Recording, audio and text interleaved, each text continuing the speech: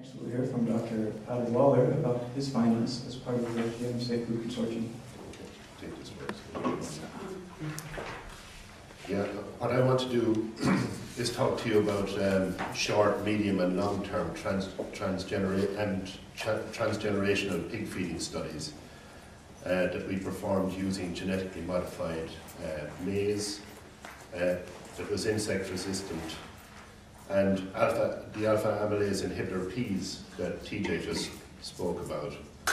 These trials were conducted in the Childish Pig Development Department in the Animal and Grassland Research and Innovation Centre in Moorpark, Fermoy, County Cork in Ireland. And the studies were done as part of the GMSAFOOD project. In both cases we used isogenic, which is the near parent line, and the GM lines. And they were grown in neighbouring plots in Spain over the same growing season. And we did that to avoid changes in the composition of the maize and the peas that would be due to environmental and seasonal variation. And in accordance with international guidelines, the maize was added to the diets of pigs at maximum inclusion levels that wouldn't affect the performance of the animals. So first of all, with regard to the genetically modified maize,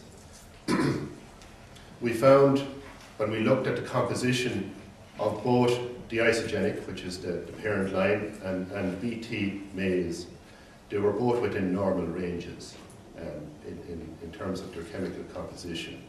There was some small differences, but they were relatively similar. We found that mycotoxin concentrations were below maximum allowable limits and pesticide residues were undetectable. So that was a good starting point. We had materials that were quite similar. Our results anyway showed no adverse effects on growth performance of pigs following short, and by short I mean 20-day feeding trial, medium term, which would be 110 days of maize consumption. We also looked at a transgenerational study where we fed the mothers the GM maize, and we either fed the progeny GM maize or non-GM maize. And what we found is that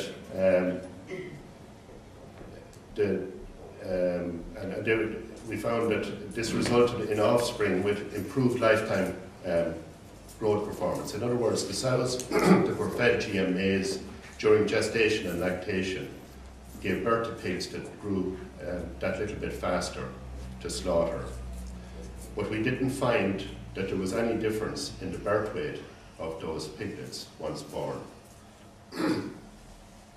We assessed the effects of feeding BT maize on the microbial populations in the gut, in the gastrointestinal tract, and in the cecum in particular, by using next generation high throughput 16S RNA gene sequencing. So this is a sort of cutting edge technology that allows us to determine shifts in populations of bacteria in the gut that we couldn't normally detect using common culturing techniques. And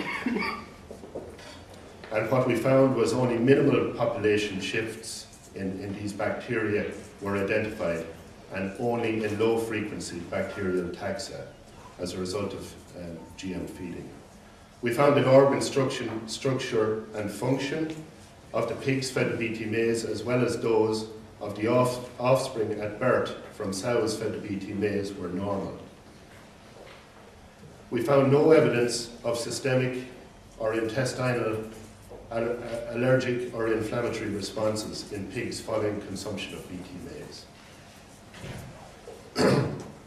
We looked at, with Eva Gellenschur from Hungary, one of our partners, we looked at the Cry1 AB transgene and how it was found in the stomach and in organs, etc.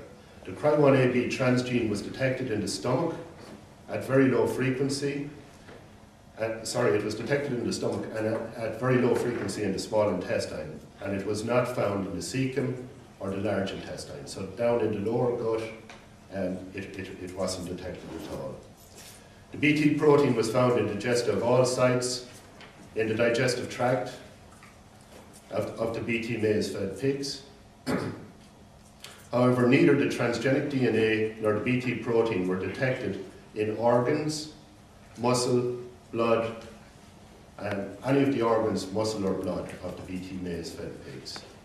Therefore, based on the parameters we investigated, we conclude from our studies that the feeding of Bt Mod810 maize to pigs of different ages for extended periods of time is safe.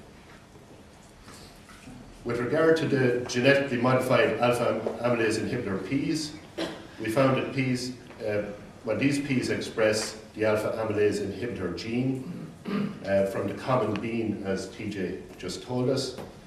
They're protected from damage by the pea and the cow pea weevil by inhibiting starch degradation. So these insects aren't able to break down the starch. However, inhibition of starch digestion will also occur in mammals, and for that reason, as part of our studies, we would have cooked or heat-treated the peas in an effort to inactivate the alpha amylase inhibitor. And we would have cooked them for 95 degrees for about 15 minutes. We evaluated the effects of feeding heat-treated alpha amylase inhibitor peas, compared with the isogenic, again the parent line, and we also put in a comparison against an Irish-grown commercial pea variety. In this short-term study, it was about 30 to 31 days with the heat-treated AIP. We found no effects on the growth performance or on organ weights as a result of GM feeding. We did find some changes in hematological parameters between pigs fed the isogenic and the alpha amylase inhibitor peas.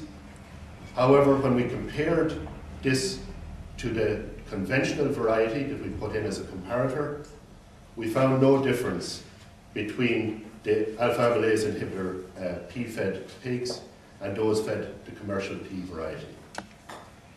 So I suppose from this study, this highlights the importance to us anyway of correctly interpreting data from GM feeding trials.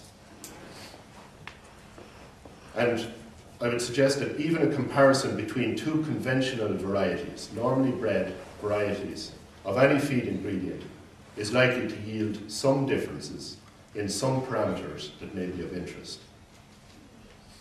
Therefore, it's important in future feeding trials investigating the safety of GM ingredients that we should also include comparisons to other conventional varieties of the same feed ingredient type. Thank you.